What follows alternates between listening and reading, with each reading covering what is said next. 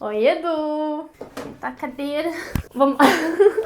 Olá, bebês! Tudo bom com vocês? Aqui é a Cibele do canal Cibele Lobo e hoje eu tô aqui pra conversar com vocês sobre um dos temas mais pedidos nesse canal: como treinar o seu dragão. Antes da gente começar, deixa eu avisar pra vocês que esse vídeo vai sim ter spoiler dos 3 filmes de Como Treinar o Seu Dragão, porque nós vamos analisar a jornada do Soluço e como ela precisava de 3 filmes pra ser contada. Então se você ainda não assistiu os 3 filmes, corre pra assistir e depois volta aqui no vídeo pra ver a nossa análise do Soluço.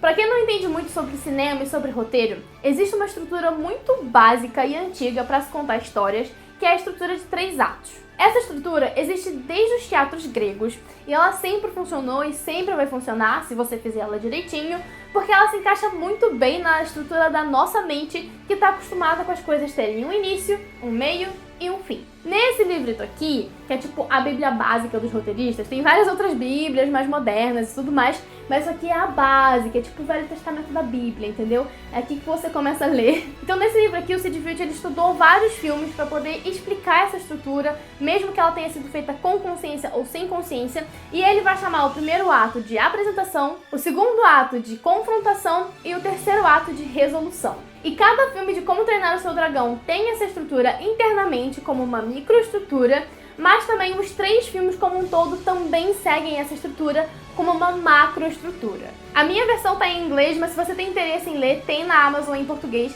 então vou deixar o nosso link de afiliado da Amazon aqui embaixo no box de descrição. Você não paga nada mais por isso, mas você vai ajudar o canal, então o link vai estar aqui embaixo.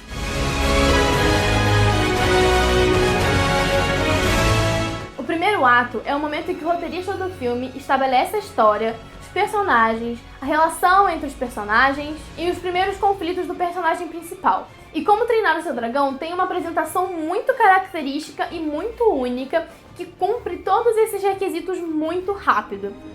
Essa é Berk. Fica 12 dias ao norte de Desânimo e alguns graus ao sul de Morrendo de Frio. Porém, o primeiro filme inteiro também é o primeiro ato da história do Soluço. No primeiro filme, nós conhecemos o Soluço e o seu principal conflito durante os 3 filmes, a sua identidade. Desde o início fica muito claro que o Soluço nunca se encaixou nos padrões de Berk. Ele é fraco, ele é desastrado e ele nunca enfrentou um dragão.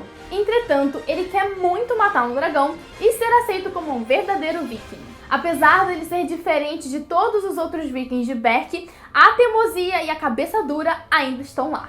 E o primeiro filme lida muito bem com a justaposição entre o que o Soluço quer e o que o Soluço precisa, que é um outro conceito também de roteiro que é muito importante para criar bons personagens, e é utilizado muito bem aqui em Como Treinar Seu Dragão. O que o Soluço quer no primeiro filme é ser aceito, especialmente pelo pai dele, que é o Estoico. Ele é o chefe da vila e, bem, um cara muito estoico. Mas o que o Soluço precisa é descobrir quem ele é, entender a sua própria identidade. O que é algo que conversa muito bem com a audiência do filme. O primeiro filme lançou lá em 2010, já faz 10 anos, gente, e eu tinha apenas 13 aninhos de idade. E todo mundo da minha geração que cresceu com esses filmes também tinha os mesmos conflitos que o Soluço, que era de conhecer a sua própria identidade. E é aí que entra o Banguela, que é o dragãozinho mais fofinho do universo.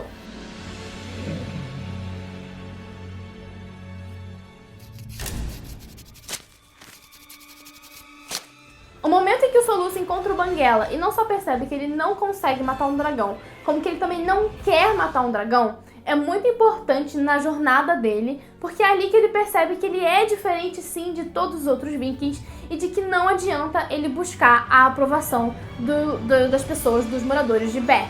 E olha só como esse roteiro é bem escrito. Justamente quando ele percebe que ele não precisa ter a aprovação das pessoas de Berk porque ele é extremamente diferente dessas pessoas, ele vira uma estrela em Berk.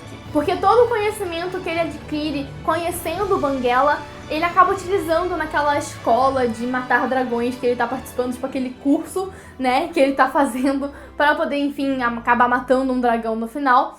e isso acaba tornando ele muito popular em Berk, apesar dele não querer isso. E é claro que sim, o Soluço ainda quer dar orgulho pro seu pai, impressionar o seu pai, mas fica muito claro que ele já não se sente parte de Berk e não sente que ele pertence ao povo de Berk quando ele tenta fugir com o Banguela para que ele não precise matar um dragão. Só quando o Soluço se depara com o Banguela é que ele consegue entender mais sobre si mesmo, porque ele compartilha com o Banguela um sentimento que ele nunca conseguiu compartilhar com ninguém da vila dele: o medo. E isso é uma coisa que ele conta pra Astrid lá mais pro final do filme. E essa identificação com o Banguela é tão forte que os dois se tornam literalmente um paralelo um do outro. Só que, é claro, nas suas respectivas espécies. Os dois são únicos, sem uma perna, e precisam um do outro para serem completos. O primeiro filme, então, termina com uma grande mudança em Berk, depois que o Soluço mostra, através do exemplo, de que vikings e dragões podem sim viver em conjunto. E o filme tem sim um final muito fechadinho, até porque era o primeiro filme e a DreamWorks ainda não sabia se eles iriam ter continuações, se o filme ia ser bem, tipo, na bilheteria, e se eles iriam ter os próximos filmes. Então o filme ele precisava de um final que parecesse de fato um final. Então nós terminamos o filme com um novo Soluço e uma nova Berk que aceita o Soluço ser essa pessoa única e diferente. Mas isso não significa que a jornada do Soluço acabou.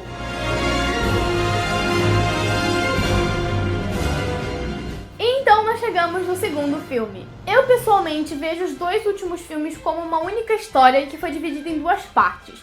Tanto que o vilão do terceiro filme tem conexão com o vilão do segundo filme, e o Soluço do terceiro filme tá lidando com as consequências do primeiro filme, mas eu tô me enrolando e a gente já vai chegar lá, então calma que eu vou explicar.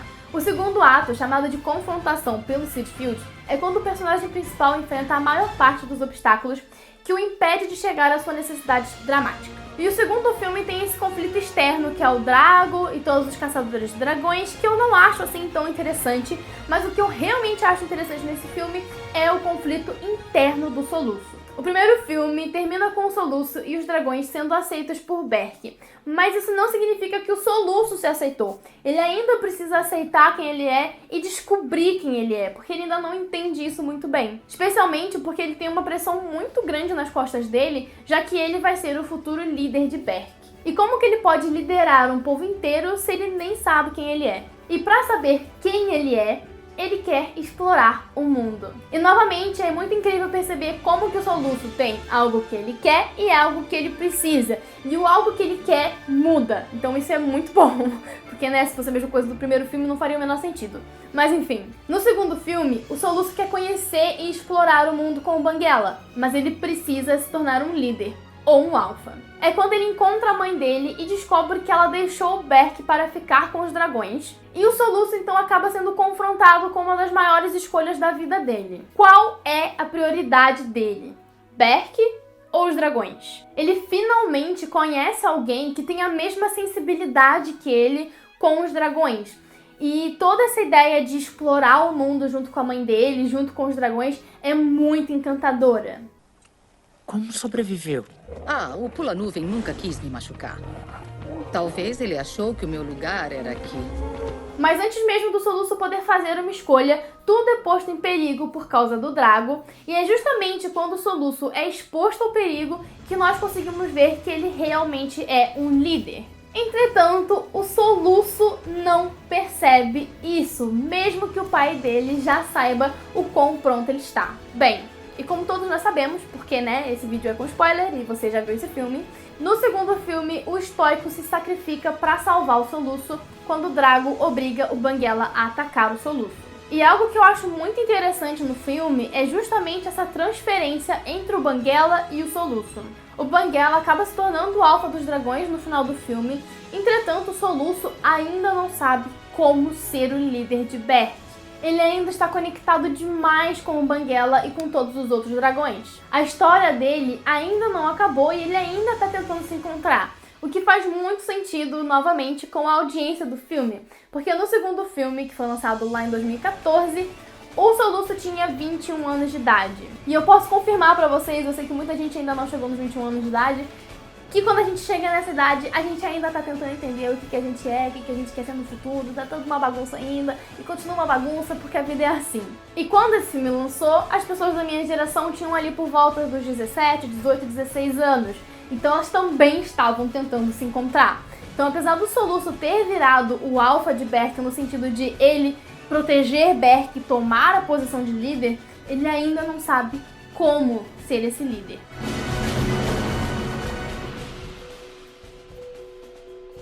Novamente aqui no terceiro filme e no terceiro ato, eu não acho o vilão tão interessante assim.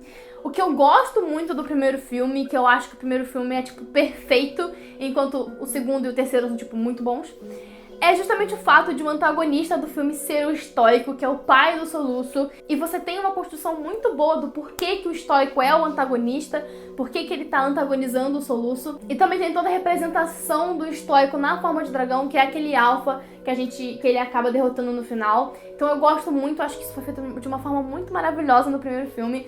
Já que no terceiro filme eu não acho o vilão tão interessante assim. Quando os vilões de Como Treinar o Seu Dragão se tornam externos, eu acho que a motivação deles fica muito fraca e o filme acaba perdendo bastante por isso. Mas, entretanto, a jornada do Soluço continua sendo perfeita e maravilhosa. Esses filmes são lindos e maravilhosos. O terceiro ato é o ato da resolução. E o Sitfield faz uma distinção muito interessante e muito correta de que resolução é diferente de final. Resolução é a solução do conflito. É por isso que o terceiro filme inteiro pode ser considerado a resolução da jornada do Soluço. Afinal, é somente no terceiro filme que o Soluço se desprende do Banguela, interrompe essa transferência que eles têm um com o outro e passa a ser independente justamente por encontrar o que ele precisava, que é quem sou eu e quem sou eu como líder de Berk.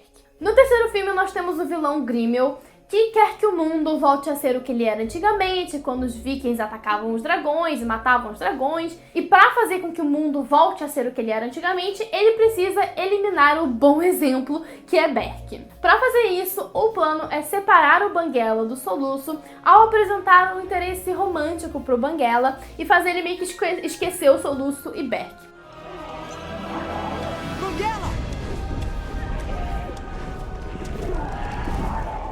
Só que isso é exatamente o que o Soluço precisava para ele finalmente se conhecer sozinho e conseguir finalmente fazer a escolha que foi apresentada para ele lá no segundo filme. Qual que é a prioridade dele? Os dragões ou Berk? Mas é claro que o Soluço é essa pessoa única, linda, maravilhosa, tchutchuquinho, muito incrível e bem escrito. E como ele é uma pessoa muito única dentro do universo dele, ele resolve que ele vai ter como prioridade os dois. Então o Soluço escolhe que ele vai salvar os dragões levando eles para um lugar seguro, que é o mundo escondido, e também vai salvar Berk. Mas para isso ele também precisa aceitar que por mais que o fato dele ter unido Berk e os dragões tenha sido um evento gigantesco na vida dele, o destino dessas comunidades está separado e não junto. E é só nesse momento que ele consegue finalmente entender quem ele é, qual o tipo de líder que ele quer ser e até aceita se casar com a Astrid. Agora ele é completo sozinho e o Banguela também é completo sozinho. O Banguela não precisa mais do Soluço para poder voar. Os dois vão ser sempre amigos e sempre vão ter um vínculo inquebrável. Mas eles já não dependem um do outro e podem viver as suas vidas separadamente, viver as suas aventuras separadamente. Tá que o filme faz eles se reencontrarem no final, depois de anos, e eu não gosto daquela parte porque eu acho que vai meio que contra o desenvolvimento do filme inteiro, que é justamente eles aceitarem que eles têm que viver separados, mas tudo bem, a gente vai ignorar. É bonita, chorei, mas também não gostei. Sentimentos conflitantes, tá bom? Sentimentos conflitantes. Mas essa cena em que ele reencontra o Banguela é só o final do filme e não a resolução do filme. É por isso que esses três filmes são simplesmente maravilhosos. Quando o último filme lançou, que foi ano passado, eu tinha 22 anos, então a gente ainda tá ali mais ou menos na mesma idade que o Soluço. Tem um salto maior do primeiro pro segundo do que do segundo pro terceiro. E eu fui comentando aqui com vocês tanto a idade do Soluço e a data de lançamento do filme, quanto a minha idade, pra gente poder perceber como que a jornada do Soluço meio que espelha a jornada do espectador do filme, especialmente para quem acompanhou todos os lançamentos. A jornada do Soluço é uma jornada de amadurecimento e de autodescoberta. É uma jornada sobre se tornar adulto e responsável. E quem acompanhou os filmes junto com o lançamento deles acabou crescendo junto com o Soluço e se tornando adulto junto com o Soluço. O que é uma coisa incrível, muito bem pensada. Os filmes têm um espaço grande, né, de tempo entre cada um deles.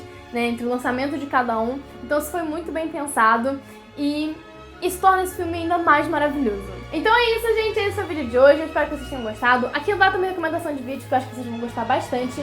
Vocês sabiam também que a Netflix tem séries animadas de Como Treinar o Seu Dragão? Se vocês quiserem conteúdo sobre as séries animadas da Netflix, comenta aqui embaixo pra gente ficar sabendo. E diz também o que você achou desse vídeo. Não se esquece também de se inscrever no canal, clicar no sininho pra ativar as notificações, não perder nenhum vídeo novo. E é claro, de deixar o seu like nesse vídeo, que o like de vocês ajuda muito o canal a continuar crescendo. É isso, eu espero que vocês tenham gostado desse vídeo. Eu espero vocês no próximo vídeo. Um beijão e tchau! Ai, minha voz cansou. Tchau, Edu!